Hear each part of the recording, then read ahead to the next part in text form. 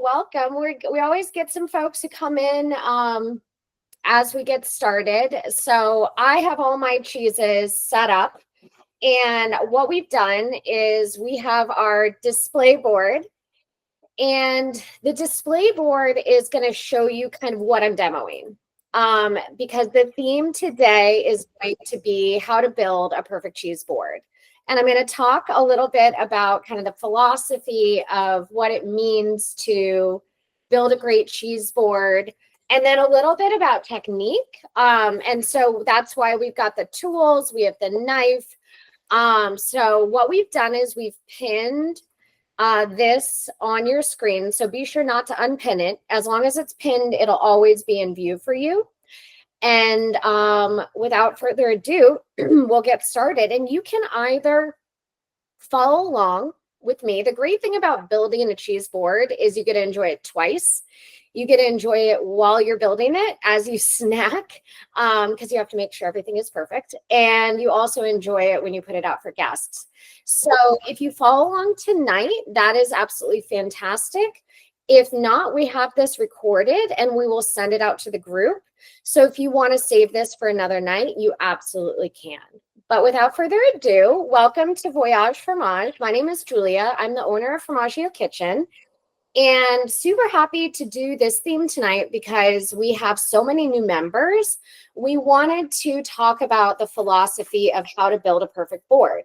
So step one, what we did is we sent you a selection of cheeses that for me represents a really nice, well-balanced board. So ideally, if you're enjoying the cheeses tonight, you want to have had them left out for approximately an hour, maybe even more. Cheese is a really hardy product. It doesn't go bad per se. You just might, if it's out too long, it might sweat a little bit. But it's better to have it room temp than too cold, because when you have a room temperature, you are going to get a lot more aroma and flavor. So I'm going to start unwrapping my cheeses. And as I do that, we're going to talk a little bit about the order in which we're going to be building our platter. So the first cheese is the Pecorino Rosso. And when I think about how to build a good board, there's so many different kind of sayings. You can have a cheese board with one cheese. You can have a cheese board that has 4 cheeses, 3 cheeses, 5 cheeses. It doesn't matter. For me, it's about balance. A really good sort of saying that I often stick to is a cow, a sheep, a goat, and a blue. And we're almost following that minus the goat. But I think what's more important is balancing the flavors. So if you're going to have a blue cheese on your cheese board, you have to assume that people are going to nosh on it, not in an order that you're necessarily dictating. So you want to make sure that your cheeses are all of a similar strength profile so that you're not overwhelming one cheese by having another cheese that's too pungent and too intense. And so you can have a really nice diverse variety of cheeses without having any of them overwhelm each other. That's kind of what you want to be the most careful of when you're crafting a cheese board. And so in our selection today, what I'm going to be doing is I will, of course, talk about the cheeses because that's so important to what we do.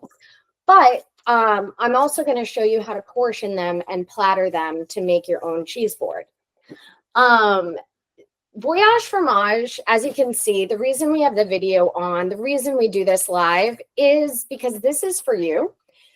The way we do our classes is interactive. I want to teach you what you're interested in learning about. So if you have any questions during the course of the night, please either raise your hand in using the little hand icon, or just unmute yourself and ask. We are not picky here.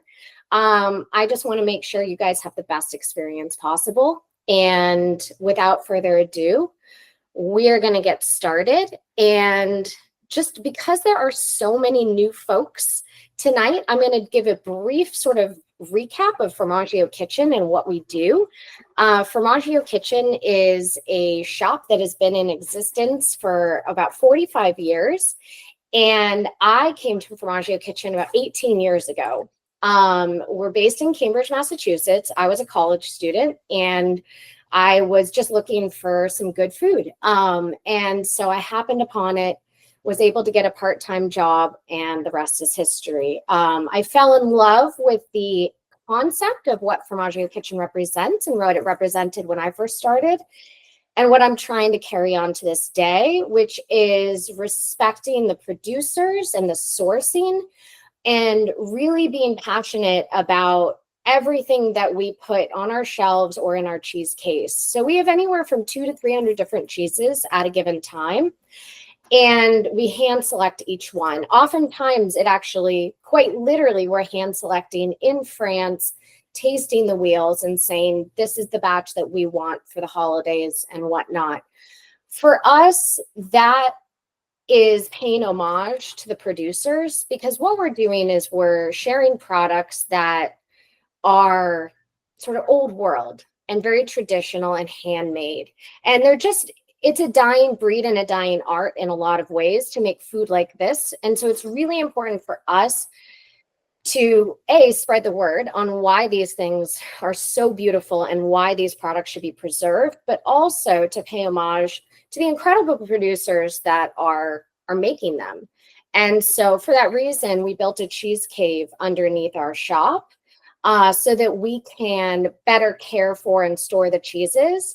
And so a lot of times you get folks who go to Europe and say they're in a little part of Italy and they taste a cheese and they come back to the United States and they find it and say, oh, and then they taste it and say, that's nothing like what I had in Italy. A lot of that is due to storage and transport and the deterioration when cheeses aren't held in the proper environment. And so that's a huge focus for us, because the better we care for the cheeses, the more we honor the producers. So as I said, if anybody wants to jump in with any questions at any time, please, please, please let me know. But we are going to start in Italy, in a little town called Pienza, or region called Pienza. And we're going to start with a Pecorino di Pienza Rosso. And so this is a cheese that was a cheesemaking family, I should say, because it's already been passed down 3 generations, that started in 1966 in Italy. And it was actually a family that moved from Sardinia to Italy, to the region of Pienza, to make cheeses. And what's really classic in that region of Italy is a variety of pecorino. And what pecorino means is just sheep cheese. So you can have what most people are familiar with as pecorino romano, which you would grate over pasta or using cooking elements, but that's just one of a number of different types of pecorino. So for example, this cheese that we have here is a very small wheel pecorino. It's probably, smaller than a basketball, and it's a nice fat round wheel. And the reason why it's called rosso, which means red in Italian, is that they actually rub the outside of the cheese with tomato paste. And that tomato paste not only helps with the environment by reducing some of the molds that are growing, because it has a nice natural acidity to it, it gives it that nice orange color. And it also adds almost like a delicate vegetal sweetness to the cheese, because it's aging with this tomato paste on it. So it's a really, really beautiful cheese that I love. And I'm sorry, I'm recovering from a cold, so I may cough from time to time. It's going around. So this pecorino, the rind obviously is essential to it. And a lot of times, I remember growing up when I, went to a friend's house or something like that, and there was a cheese tray, it was often cubes of cheeses. That's something that I like to avoid when I'm building cheese platters, because I think that showing the diversity of the cheese and showing the rind is important, because not everybody loves rind, but a lot of people do. And I think it's a great opportunity to share that with your guests. So the way that I would portion, everybody has a cheese that's shaped if you can see here, that's shaped about like a triangle. The way that I shape a cheese like this for a board is I do cut off this part of the rind, just the ends, and I put that. And so that's the only part of the cheese that's discarded. And then I do nice small bite-sized slivers. And what's great is you end up not only with these really wonderful triangles, but you get a piece of the rind so that when folks ask you, you know, which cheese is this, you can actually identify it. You can talk a little bit about the rind. And so it is, and so this is sort of my prep space, and the lighter board is going to be where we have our display. And so there's a number of different ways you can arrange this. You can see I always have a mistake piece because that's what I eat. Anytime you are building a platter, you've got to taste every cheese. It's just mandatory to make sure it's good, make sure that you love it. So that's what we're going to do now, is try this Pecorino Rosso. So when you smell it, the first thing you can smell is this it's honestly, it reminds me of our caves. You get this incredible sort of bright, intense salinity. When you enjoy it, you also get the flavors of the cave. It's nice and bright. It's pretty clean. This is a cheese that I would call sort of medium intensity, which is sort of where we are going with the platter for tonight. Keeping it sort of on the medium side so that, again, nothing overwhelms anything else. Now, you can do things quick and dirty if you want and just kind of tip it over, and it's beautiful and organized. Or if you want to be a little bit more elaborate, when you get these triangle pieces, every other piece, you can flip the opposite direction. If you want to have something a little bit more sort of visually impactful, it's super easy to do. It's not a lot of work. And it just makes for a really, really nice display.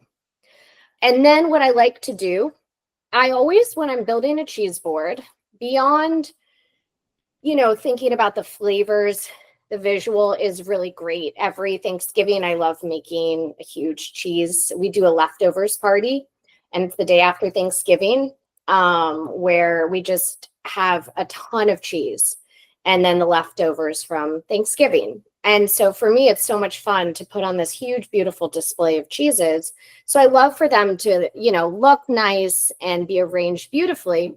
But at the end of the day, there is nothing wrong with putting a piece of cheese on your platter and just digging in. So there's not really a right or wrong way, but this is showing you different tools and techniques so that if you do want to go a little bit more elaborate, a little bit fancier, then you can. Generally, I like to lay out all the cheeses and meats first and then build the accompaniments with it. And I always like to place the accompaniments in a way so that they, it's sort of intuitive that, like, if I put the nuts right next to this cheese, it's sort of intuitive that that will pair nicely together. All sort of things to think about, because again, you don't want to spend your entire time standing over the cheese board saying you have to have that with that and that with that. It should be a really fun, natural experience. Next up, we're going to do the tome de Savoie. Does anybody have any questions? All right. So as a cheesemonger, I can't help myself. During the process of wrapping, this is something that is the best tool you have in your arsenal to care for cheeses at home. And that is a knife. It doesn't have to be a chef's knife. It can be a paring knife. It could be a small cheese knife. Honestly, this is probably easier to use. There's a little bit of debris from the rind. So this is the rind of the cheese, and this is considered the paste of the cheese. You see there's a little bit of debris from the rind on the paste. I can't help myself. We do this every morning at our shop, 2 hours every single day. We clean every piece of cheese because If I left that little piece of debris on there and let it sit for, say, 3 or 4 days, it would actually start to infuse into the cheese. Would it make the cheese bad and edible? No. But is it as the cheesemaker intended? No. So those are just like little things that you can do to care for your cheese. If you are going away for a month to a vacation home or something like that, you want to buy, and you love Tome de Savoie, which is this cheese. Buy as big a piece as possible and then cut off that bigger piece. Cheeses are happier when they're not exposed, when that paste is not exposed to oxygen. So it's really important to think about the care of your cheese and the longevity, because you can have cheese in your fridge for well over a month and it could still be perfectly great. It just takes a little bit of care and attention, and you're good to go. So this cheese, Tome de Savoie, is, as you'd expect, from the Savoie in France. We had the pleasure of visiting the cheesemaker and her husband and her brother. The cheesemaker is Marie, and they have a small dairy in the Savoie, only 30 cows. And it's funny. What we found is when you have a farmhouse cheese, which means that the folks that are raising the animals and milking the cows are also the same people who are making the cheese. And it's all sort of one operation. 30 cows is kind of the max for a family operation.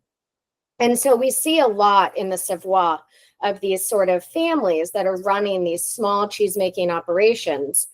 And the Savoie cheese is quite the opposite in the style of aging as this Pecorino Rosso.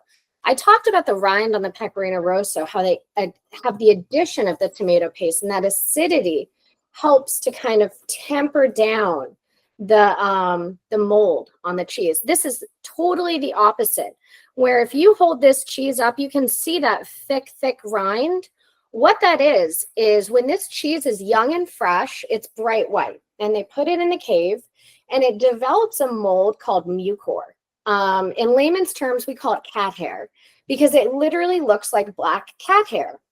And what the cheesemakers do is they literally have to hand pat the cat hair. And that helps to create the rind of the cheese. And they do this daily, and it has to be done by hand because it's so delicate that if you used a machine, it would actually tear it. And you'd expose the paste, and you wouldn't be developing that beautiful, beautiful earthy rind. So what I would do with this cheese is highlight this gorgeous rind, because in the case of this cheese, the rind is a huge part of the cheese. Does that mean you have to eat it? Absolutely not. You don't do anything that you don't want to do when it comes to cheese. But the rind adds a really beautiful earthy element that is really the signature of this raw milk cheese. So the way that I would cut it is I cut the nose off to make it easier for myself. Cutting the nose off is 2 parts. I cut the nose off because, one, it's going to make it much easier to slice. It's very hard to slice to a point. If you slice to a point, oftentimes you're going to get craggly edges and it's going to get frustrating. And I just created my snack piece. So there's always a win-win when it comes to cheese. So what I recommend you do with this is try a bite without the rind. See what it's like. Ooh.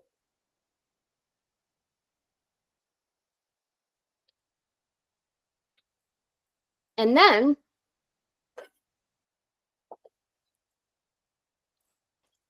try it with the rind. See how it evolves, see how it changes. And then you can make the determination. So for me, this is an earthy cheese. The rind adds to the earthiness, but the interior is so rich and creamy.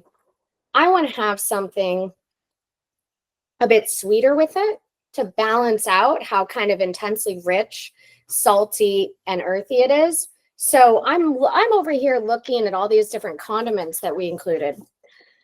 And I know that I'm going to put the apricots right next to it because I think that would be such a beautiful pairing. And so back to the portioning of this, what I'm going to do is just slice it longwise.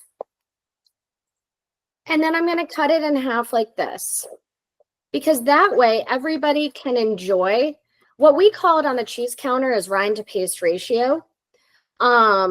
It's very important when you're selling cheese because you don't want one customer to get only rind and one customer to get no rind. And so you have to geometrically cut the cheese in a way that's fair for everyone. And so the same is true when you're portioning out your cheese board. So this last one is going to be tricky. There we go. And the great thing too is any mistakes that you make, you can kind of cover up with your own cheese. So it doesn't have to be perfect, but you can definitely make it look really beautiful. And so I like to just arrange this so that the rind is showing. It's clear that the rind is part of the cheese. It's something that you should enjoy with your bite. All right. And there we go. All right, so we've got 2 out of the 4 cheeses down. The Tome de Savoie, and this will drive me crazy, just so I have all the line facing the same direction. Does anybody have any questions so far? Feel free to unmute yourself if you need to. I'm just going to take a sip. All right. I'm going to pause for a second and move on to the meat. If you don't eat meat, obviously you can leave this aside, but this is a really nice, simple pork salami from California. We really like this as an all-purpose, just approachable, delicious salami. And what I want to show you, the other reason that I like using this one is because the thin slices make it really easy to make a salami rose. And that is what I'm going to show you how to do really quickly. So you want to lay it all out.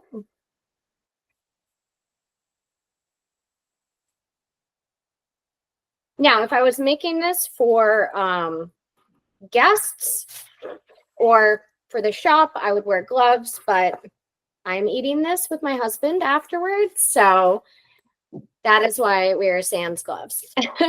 So you're going to take each piece of salami, and I have a wine glass here. This is how you're going to make your salami rose. So you just set your wine glass down and fold each piece of salami gently over each other. You want to overlap them quite significantly and just keep going in a circle until you don't have any salami left. Now, do you have to do it like this? No. You can lay it out. I can show you a different way to lay it out. But this is always just sort of a nice show-stopping presentation. Once you have it all done, you take your wine glass and then just flip it over. And I twist a little if it gets a little stuck. And then you find a spot on your board to lay it down. That's it. It's super easy. It just adds a really nice sort of visual to your cheese board. Again, not necessary, but fun. All right. Next up, we are going to be doing the Pleasant Ridge Reserve. Now, we've talked a lot about European cheeses. Doing the Voyage Fromage, our specialty, obviously, is importing. We do our own importing, so we can travel the world and find cheeses that are just not in the US yet, and that's really fun for us. What's also fun for us is exploring and fostering relationships with really incredible domestic cheesemakers. So Upland's Cheese is based in Wisconsin, and they make this cheese called Pleasant Ridge Reserve. This is a cow's milk cheese. It is made with only summer's milk. So they're only making it in the summertime because they're modeling it after a traditional summer's milk Alpine cheese, which is called an Alpage cheese. Why the summer's milk? When you think about, especially Wisconsin, especially this time of year, especially with the weather we're about to get, what are cows eating in the wintertime? They're not out grazing in the fields eating grass. They're eating hay. They're eating rich, fatty hay, grain, and that supplemental feed. Now, in the summertime, absolutely, they're out on the pastures, they're grazing fresh grass. Now, that different feed really has an impact on the flavor and the fat content of the milk. And so when you think about the wintertime and the rich, fattier foods that they're eating, it actually lends itself better to younger, softer cheeses. And they make a beautiful cheese called Rush Creek Reserve that is sold in the wintertime with the winter's milk. Now, the summer's milk is perfect for aging. So this cheese is always at least 13 months old. And so you're going to get, and it can age up and beyond 2 years. So it can be sold year round, but it can only be made with that summer's milk. And that helps to maintain the beautiful flavor profiles. And when you get that summer milk, it's really grassy and light and delicate. So what I'm going to do, again, I'm going to cut the little nose off because that's my snack piece. I'm terrible when I make cheese for a crowd because I have to, because I always end up filling myself up because I always snack on it. Now, this is a cheese where the rind, the biggest question we get with cheese is, can you eat the rind? And the answer is almost universally yes. There are some exceptions, which should be quite obvious. Cloth-bound cheeses, you probably don't want to eat the rind. Wax-covered cheeses, probably not ideal. Now, lastly, you've got cheeses like this, aged quite a long time, but the rind is totally edible. So at that point, you make the determination yourself. If you think it enhances the flavor of the cheese, by all means, you should eat the rind. If not, then don't, because rind, all it is at its base and core is old cheese.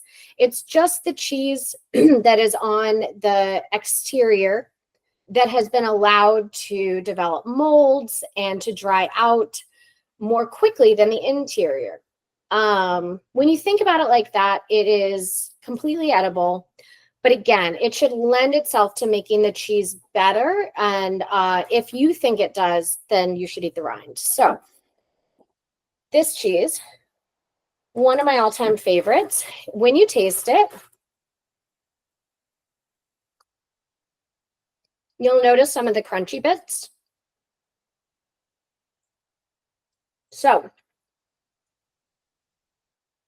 if you enjoy it later, you'll know what I'm talking about. Sometimes you get, people think there's salt crystals in a cheese.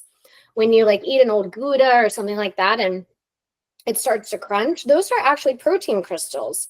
As cheese ages over time, the lactose is converted into protein.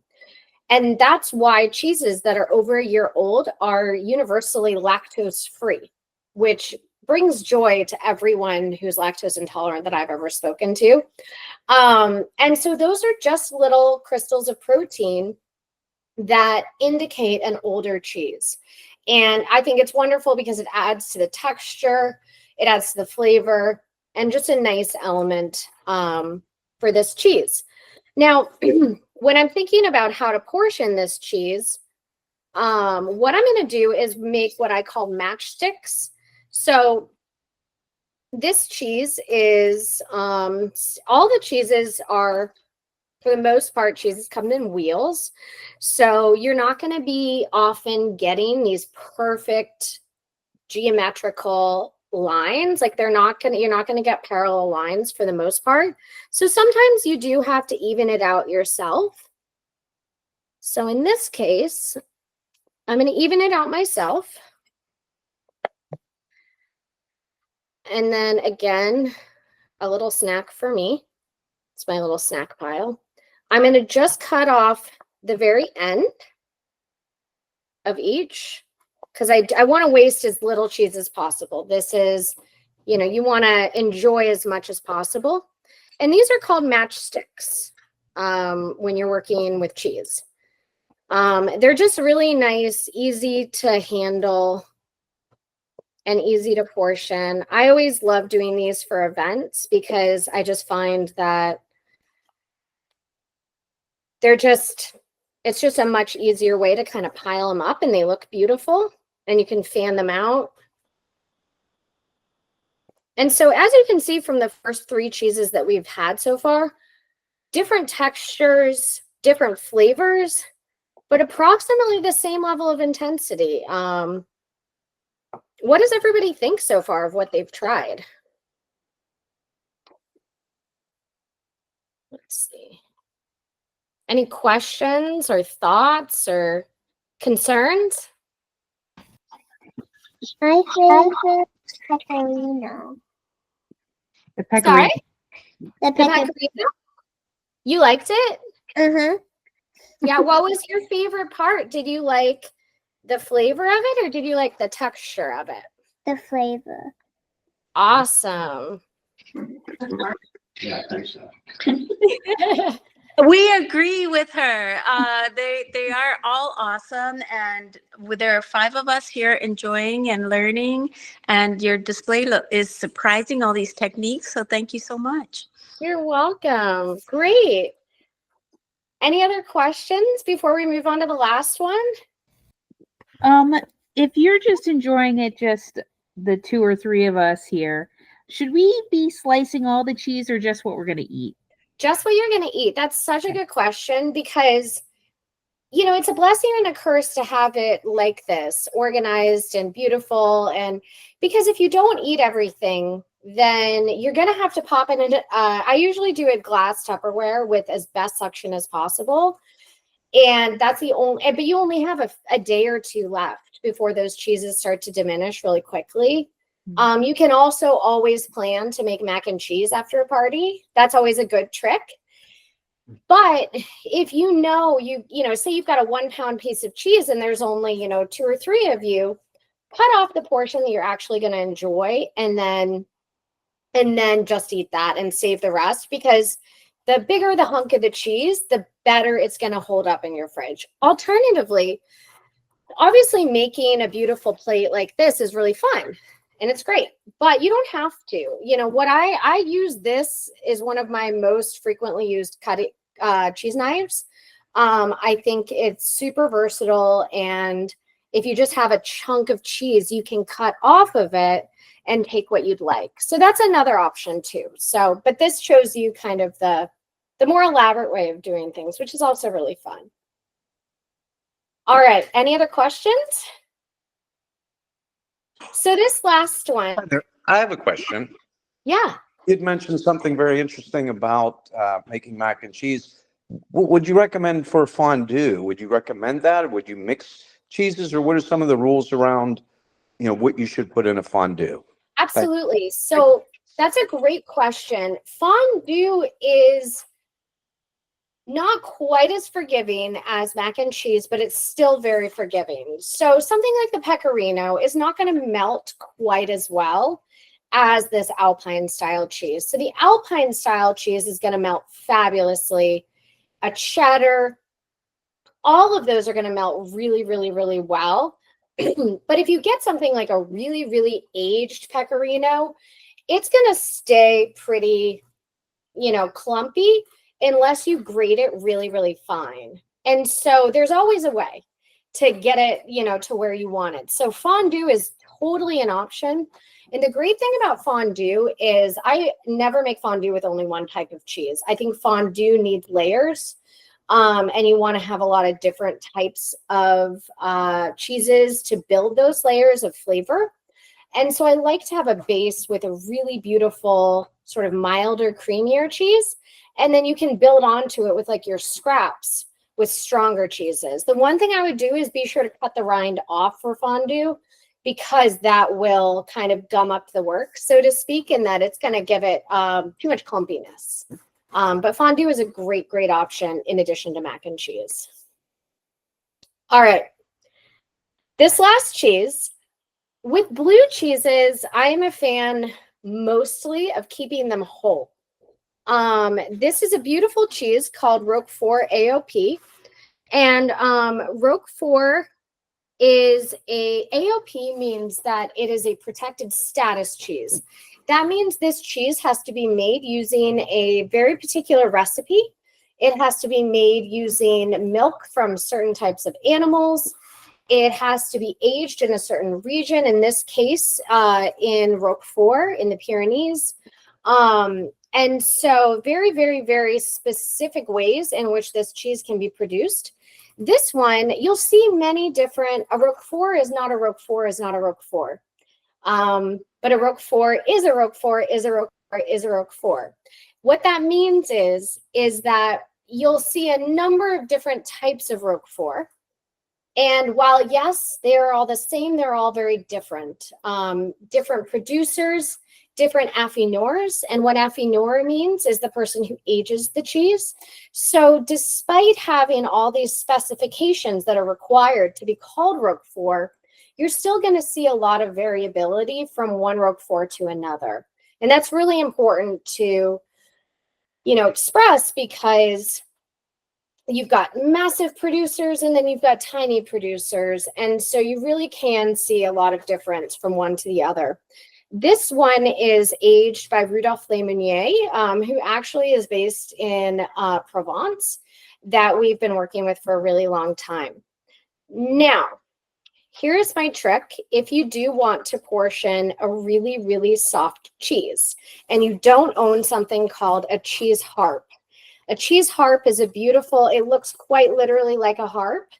I would say, gosh, maybe like 1 in 10,000 people might own one at home. Like, it's so uncommon, even in the cheese world, that you don't find it too often. This is my trick. Unscented dental floss. It is incredible. I will show you. It's such a great cheat and hack. It has to be unscented though. For the love of God, do not put peppermint on your cheese. So all you have to do is take your, now if you have fishing twine, that also works really well. So all you have to do is push it all the way through and you have a perfect slice of cheese. Now, if I had done that with my knife, the problem is it would have stuck to the knife, because when you have a really soft cheese, that's why you see those really odd looking knives that are super, super thin. You want a knife with a really thin surface area when you're dealing with really, really soft cheeses so that it doesn't stick. So one thing I am going to do is take off the foil. The foil is very traditional with Roquefort cheese because you don't want to develop any rind on it. So you see how it's a totally naked cheese, and that helps to aid in its creaminess. So I'm going to take that one kind of little slice that I made and pop it down there just for visual. And let me get this so you can see it a little bit better. So here's our board. We basically filled it out with cheeses thus far. And now what we've included for you is crackers and 3 condiments. So the first one is this little jam. We'll see if I can get that. You should have gotten different flavors. This one is raspberry, but they have fig and apricot. Joe, do you have a question? I do. Before you move on from the Roquefort, Absolutely. just a question, because Yeah. I've used Roquefort on many cheese boards, and Yeah. I leave it whole and I give a type of spreading knife rather than cutting it into any portions. Is that crass or is that okay? No, and actually that's why I left it like this, is because I agree with you. I think when you have a really thick, like if you have a brie or a triple creme or something like that, or you don't want to cut it up, because the second it starts to ooze, you're going to lose kind of that beautiful experience of cutting into a piece of cheese. So even if you do a really sort of tinkered platter like this, you can still have a chunk. If that's the way that the cheese wants to be left, then definitely lean into that. And I'm 100% with you. That's why I mostly left that one whole. Okay. And I use I laminated some cheese leaves so that I could put them on a plat, and that's usually what I put it on. It's something like that, so that it's not sitting on the board itself, but it Oh, works that's really a well. great idea. That's Yes. fantastic. Yeah. Yeah. That was the only reason I got the laminator. Brenda, do you have a question? I'm not able to see the tray, the platter. Oh, Is the cheese? I mean, I keep trying to scroll down, but I can't see more than 4 inches past your hands. oh, it's on a different screen.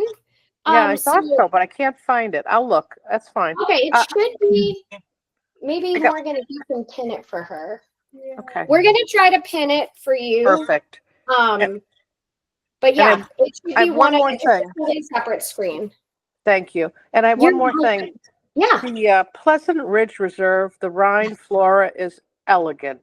Oh, that's wonderful. Elegant. I have never had it before. It's really, really, really good. Thank you for including it in the box. Oh, of course. I'm so glad I'm so glad you like it, because the cheesemaker and owner, Andy Hatch, Yep. is such a lovely human, and he works so hard on his cheeses and cares so much. And we're actually doing a cave renovation ourselves. And I had a great conversation with him, because we're going to model our cave off of his caves. Because he has such a wonderful, brilliant design for his caves. So I truly think he is astonishingly talented, and I'm so glad that you enjoyed it. Thank you. You're As welcome. always. All right, I'm going to go see if I can find it. All right. Any other questions? No, thank you. Okay, so this little jam that we have here is from Raphael, Confiture de Raphael. So this is based out of Brittany. Always really nice to have a jam. I love doing jams with blue cheese. I think about intensity and contrasting flavors or complementary flavors. And sometimes contrasting flavors, the salty and the sweet, are absolutely wonderful.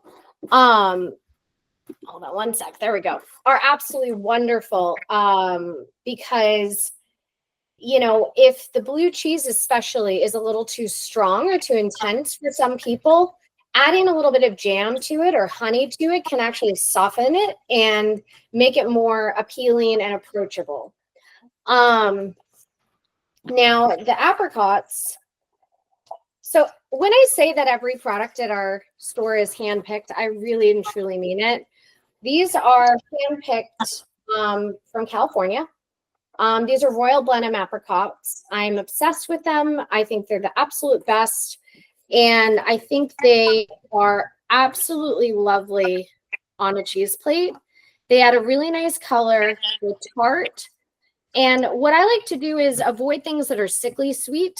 And that's why I enjoy these so much, because it's a nice balance of tart and sweet. And so what I like to do is just arrange them nicely around the cheeses that I think that they would go well with. So I really think it would go well with that Pomme de Savoie, as I was saying earlier, because of the earthiness. And then you've got the nice color contrast. Now, I also think that some fresh fruit is an absolute must for a platter like this. Obviously, it's not easy to ship berries, so we left that to you folks, that if you wanted to include that, you could. And then last but not least, Marcona almonds. These are fried Spanish almonds, and again, I just like to use this as a way. I'm kind of the mindset of no open space on a board. So I really like to fill as much of the space as possible. Usually with things that have a nice contrasting color or flavor. And so basically, so you've got your little, and so, given the little box that we had, let me move this out of the way. Here's our final end result.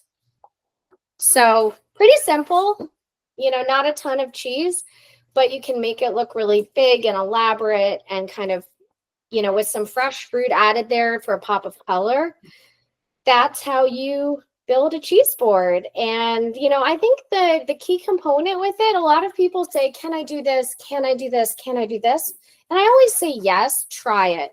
Some of the most incredible pairings that I've ever experienced were totally flukes, things that I thought, hell, let's give it a go and see if it works. And then it just shocks me. And that's both good and bad. I've been shocked by how terrible a pairing was that I thought would be good. And so it's really fun to kind of dig in and try. I think one of my favorite things to do is incorporate something salty and sweet onto a platter. So like chocolate covered almonds or some type of biscotti. It doesn't have to be stereotypical items. You can have fun with it. Think about, start to finish, having a little bit of chocolate, having some biscotti, having panforte, dried fruits, raisins, all sorts of things, currants, fresh fruit, all of that kind of complements each other and the board. And then, of course, you can have fun with things like jams and honeys and other chutneys and whatnot. When you do that, the accompaniments add a totally other element where you're basically giving people an endless array of different combinations to play around with and experiment with. And that's what I kind of love about it, because you're not, telling everybody you have to do this, you have to do this, you have to do this. And don't get me wrong, I love doing formal tastings where you intentionally pair certain things with other things. But again, when you're having a big group of people over, you just put it out, you have fun, and I love talking to people and seeing kind of what combinations they loved. And it's always interesting to see what the favorite is. So you never know. This year at Thanksgiving, the favorite was blue cheese, which is never a favorite at any gathering that I've ever hosted. It's always kind of the one that people either love or hate. But the blue cheese was the absolute runaway favorite. So you never can tell, which I love. So, and it was a Roquefort at that. So you can't argue with good. So, but does anybody have any questions before we wrap up? All right. Well, thank you so much for joining us. Julia, can I ask you a question? Absolutely. Are there any cheeses you would not put on a charcuterie board, on a cheese plate? That's a good question. No, because I think if a cheese was incredibly rare and special, I would just have that be the star and just do a cheese board with one cheese. But yeah, no, I don't think, I think that if I had a really, really strong cheese, like a really ripe Epoisse or something like that, I would match it with like a Comte Extra Grand Cru, and maybe it would just be the two. So it might kind of narrow your focus of what you're serving, whether it's wine or the other cheeses or accompaniments. But yeah, no, I don't think there's anything, as long as it's good. As long as it's good and I want to snack on it, then it's probably going to go on the plate at some point or another. Thanks very much. We matched this with Sicilian wine, and it really worked well. It was really good. Good. I'm so glad. Oh, good. White or red? Red. Red? Oh, wonderful. I love that. Sicilian reds are fantastic. So I can see it's a strong enough red that it'll hold up to these really nicely. And the salami rose was great. Oh, good. It is it's really a nice. pretty. And it was like, it's not a ton of salami, and it actually fills out the platter really nicely. So it is a really nice little hack if you just want to like fill something out and make it look a little bit more abundant without using a ton of product. And so it's just a nice little trick. I'm glad you liked it. And it's so easy to do. You just have to have the right size kind of cup or wine glass. Yeah. Brenda, did you have a question? Oh, here, let me. Wait a minute. I have it. I just wanted to say thank you, and thank you for what you do. You do a fantastic job. Oh, thank you so much. I really appreciate that. We greatly appreciate it. Good. I'm so glad. We're talking about these, and we love doing it live. You know, we were talking about maybe we should try pre-recorded sometimes if it gets busy, but there's just something so special about being able to interact with everybody and answer questions. And obviously I share my email widely. So it's just julia@formaggiokitchen.com. So if you ever have questions, I'm always reachable. But I think there's just something special about people getting together and eating cheese. Just it's great. So I'm really glad that you take the time to come and join us. It's always more fun with more people. So thank you so much. Thank you. Thank you, Julia. Yeah, we love them all. Oh, thank you, everybody. Thank you. Awesome. Well, have a wonderful night. And like I said, again, my email is just julia@formaggiokitchen.com. Any cheese question, it doesn't have to be Formaggio Kitchen cheese. I've had folks email me and say, is this okay? And that's totally just anything cheese related is totally fine, or food related. Always great to hear from people. And yeah, I hope you enjoyed it. And thank you again for joining us. And we'll see you next month.